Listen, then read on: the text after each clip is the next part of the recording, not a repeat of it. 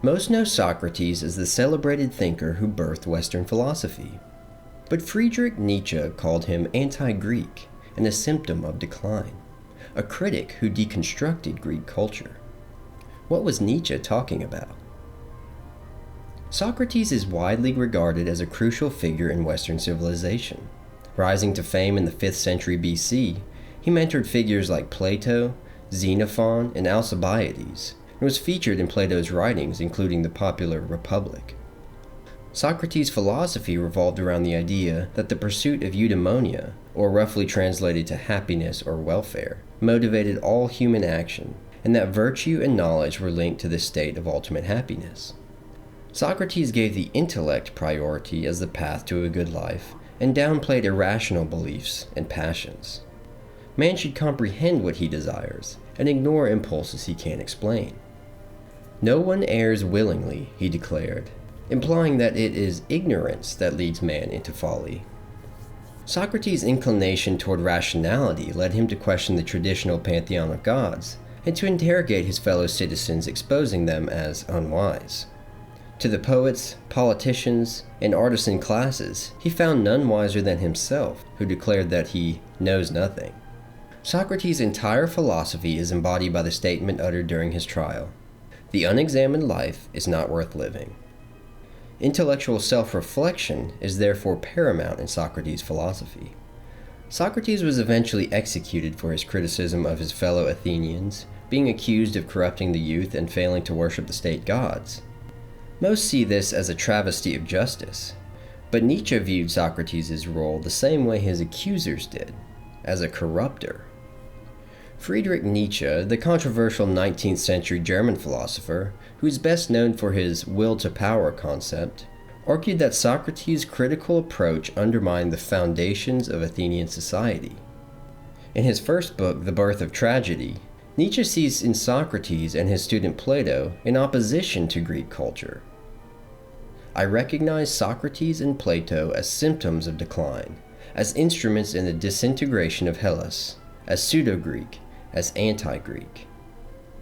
Socrates' prioritization of the intellect placed all values beneath truth, ignoring the values of myth, passion, and enchantment, fundamental aspects of the Greek soul. And Socrates failed to replace these with anything other than his rationalism. Rationalism cannot enchant a people, inspire them to accomplish their goals, or build great things. Rationalism can only deconstruct. It is an inward-focused instinct that hinders progress. Nietzsche went so far as to call Socrates' rationalism a disease. He writes, "Reason at any price was in itself only a disease, another kind of disease, and by no means a return to virtue, to health, and to happiness. To be obliged to fight the instincts, this is the formula of degeneration." Socrates' daemon, an inner muse-like voice that gave him wisdom, was antithetical to a healthy instinct toward action, said Nietzsche. This voice, whenever it comes, always dissuades. In this totally abnormal nature, instinctive wisdom only appears in order to hinder the progress of conscious perception here and there. While in all productive men, it is instinct which is the creatively affirmative force. With Socrates, it is instinct which becomes critic. The rationalism of Socrates was inherently anti-creative, making things hard and rigid, as if frozen. To be clear, Nietzsche wasn't blaming Greek decline solely on Socrates, nor did he hate him. Rather, he saw Socrates' rationalism was the only choice for a decadent culture. Nietzsche claimed that ancient Athens was already dying out, and Socrates understood that the whole world needed him, his means, his remedy, his special artifice for self-preservation. Socrates was the final answer to the problem of degeneracy. He writes, "Reason was then discovered as a savior. It had become a last shift. The fanaticism with which the whole of Greek thought plunges into reason betrays a critical condition of things. Men were in danger. There were only two alternatives: either perish or else be absurdly rational." Socrates provided an answer, but it was an answer that did not preserve the Greek soul. It deconstructed it. It was a fundamental shift away from long-held tradition. And Nietzsche wasn't the only one to point to Socrates as a major force in deconstructing Greek culture. Oswald Spengler, deeply influenced by his predecessor, wrote that the period starting with Socrates was a major shift for the antique world. In the interval from Socrates to Epictetus and Marcus Aurelius, every existence ideal of the old classical underwent transvaluation. But Socrates was not an isolated case. Rather, he represented an archetypal figure who always shows up to herald a major shift in a civilization. Whenever an intellectualizing rationalist movement gains momentum, the traditions of a culture are eroded. Spengler writes, "Every late philosophy contains this critical protest against the uncritical intuitiveness of the spring. Rationalist philosophy is thus a rebellion against cultural traditions and worldview." In Western culture, the Enlightenment was this same phenomenon played out roughly 2,000 years later. Beginning with Descartes' insistence on building a foundation of knowledge from first principles, the Enlightenment movement, like Socrates, focused on rationalism.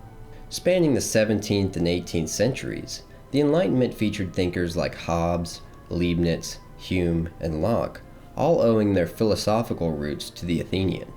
And Voltaire, another prominent philosopher, even venerated Socrates with his own play. The Enlightenment's focus on rationalism, science, and empiricism undermined the traditions of Western culture, namely its Christian moral foundations. Because aspects of the Bible and Christianity could not be proven empirically, some chose to discard them altogether. Even political institutions were uprooted. With new political theories based on ideas of social contract theory and individual rights, revolutions of the 18th and 19th centuries, like the French and American, tore down centuries-old monarchies.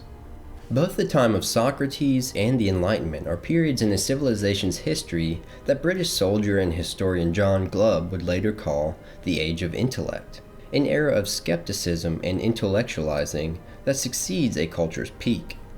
It's after a period of immense wealth and prosperity, obtained through war and trade, that a culture turns toward music, literature, the arts, and academic pursuits. Great intellectual debates take place, but they end up only fostering division. Glubb writes in his essay, Fate of Empires, "As in the case of the Athenians, intellectualism leads to discussion, debate, and argument, and intellectual arguments rarely lead to agreement. Thus public affairs drift from bad to worse, amid an unceasing cacophony of argument. But this constant dedication to discussion seems to destroy the power of action. Amid a babble of talk, the ship drifts onto the rocks." Glubb points to a dangerous byproduct of the Age of Intellect, of which Nietzsche alluded to as well, the idea that the human brain, apart from the body, can solve the problems of the world. Instead, it is not pure rationalization, but sacrifice that is the vital ingredient in human flourishing. Glubb writes, "The survival of the nation depends basically on the loyalty and self-sacrifice of the citizens. The impression that the situation can be saved by mental cleverness, without unselfish or human self-dedication, can only lead to collapse." And more concisely, he points to the necessity of heroic virtue over intellectual prowess. The unsophisticated self-dedication of the hero is more essential than the sarcasms of the clever. It is this unsophisticated, self-dedicated hero myth that gives way when rational movements like those of Socrates and the Enlightenment overcome a culture. It's a shift away from deeds and action toward contemplation and debate. Socrates was the shift away from this mythic heroism, causing Nietzsche to wonder, just as Socrates' accusers had 2 millennia before. Did the wicked Socrates corrupt Plato? Could Socrates have been the corrupter of youth after all? Did he deserve his hemlock? Thanks for watching this video. If you'd like more, please like and subscribe, and consider joining our Patreon community to join our mission of highlighting the truth and beauty of Western civilization. Catch you next time.